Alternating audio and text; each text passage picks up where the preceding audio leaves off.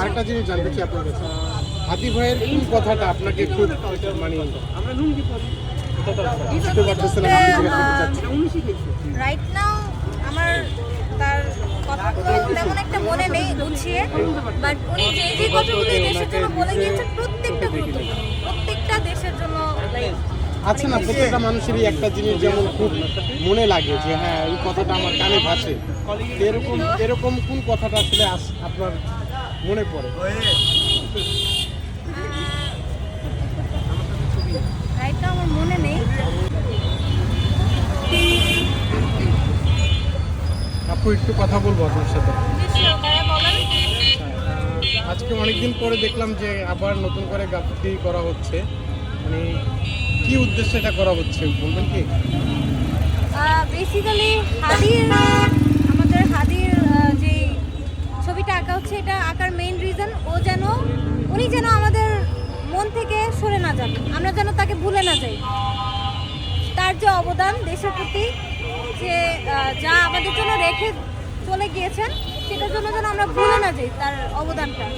তাই হচ্ছে আমরা নিজ দায়িত্বে এগুলো সব করছি। আপনি কি করেন এমনিতে? আমি একজন স্টুডেন্ট। কোথায় পড়েন?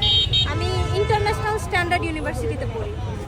আচ্ছা, আমি আরেকটা কোশ্চেন করব, সেটা হচ্ছে আমরা এই সাম্প্রতিক সময়ে দেখেছি যে সোশ্যাল মিডিয়াতে আমরা হাদির অনেক বক্তব্য শুনেছি যেগুলো আমাদের হৃদয়কে জাগ্রত করেছে, এবং হাদির যেই স্লোগানগুলো ছিল সেখানে আমরা দেখতে পেয়েছিলাম যে তিনি খুবই সীমিত পরিসরে কিছু স্ল্যাং ইউজ করেছিল, যেটা আসলে তার সাথে হয়তো মানানসই ছিল ওই সময়টা।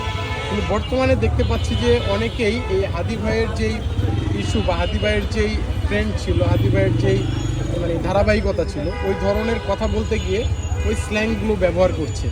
আসলে এইটাকে কিভাবে দেখছেন? এটা কি আদৌ উচিত, বা আপনার এই বিষয়ে কি সমর্থন আছে?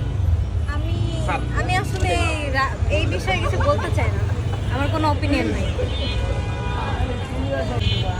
আমরা এখানে তিনটা হাদি নিয়ে তিনজন মানে হাদির তিনটা ছবি আর্ট করা হবে, অ্যান্ড আমাদের যে মুগ্ধ তার ছবিও একটা দেওয়া হবে, অ্যান্ড আমাদের এখানে আছে বেগম খালেদা জিয়া, ওনারটা আঁকা হয়েছে।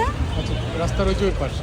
জি, এটা আঁকা হয়েছে, অ্যান্ড বাকি আমরা জুলাই যোদ্ধাদের নিয়ে আমরা আর্ট করি। ঠিক আছে, thank you. Thank you so much. কিছু জিনিস বাঙালি মানে বাংলা আবিষ্কারই হয়েছে হিন্দুদের কনসেপ্টটা সংস্কৃতি চর্চা সবসময় মনে করতেন হিন্দুত্ব